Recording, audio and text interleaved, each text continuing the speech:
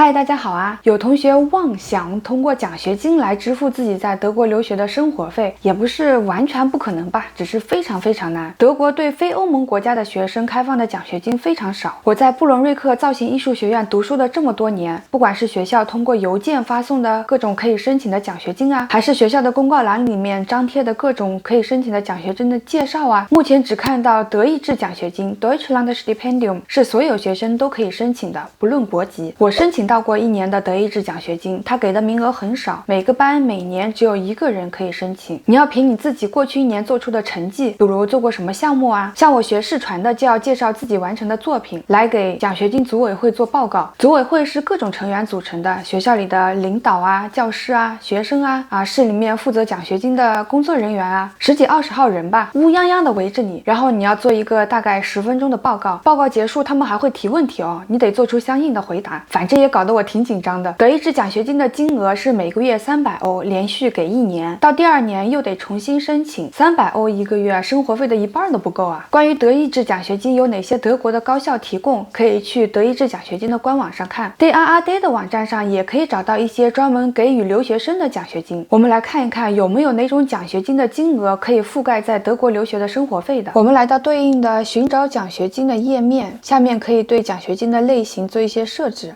Programm für 为什么人群设立的项目，我们选大学生。Land 国家选中国。Fachrichtung 专业我先不做选择。Vorhaben 是你来德国打算做什么，我选读大学。你们自己搜索的时候可以按自己的具体需要做选择。这样定义过之后，它筛选出了15种奖学金，我们一个一个来看。Baden-Württemberg Stiftung 我们先看针对的人群 Zielgruppe 这个奖学金是给予在 Baden-Württemberg 这个州的高校上学的学生的。如果你不在这个州上学，那就申请不了了。我们再看第2个 Bayer Foundation 还是看 Zielgruppe 它是给师范类的学生或者老师的奖学金。接下来第3个奖学金，看到 BAföG 就不用点进去看了。BAföG 是德国的助学贷款，只能欧盟国家的学生可以申请，我在视频的最后也会介绍。然后是 Deutschland Stipendium 德意志奖学金，我前面已经介绍过了啊。Deutsche Universitätsstiftung 我们看看是什么样的。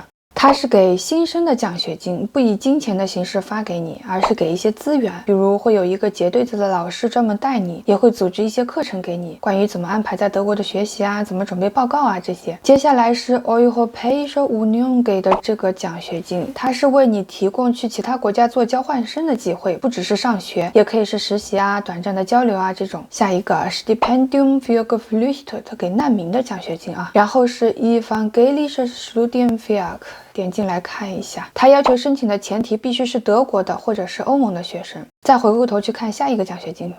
Stadt Bayern 很有可能是针对拜仁州的学生的。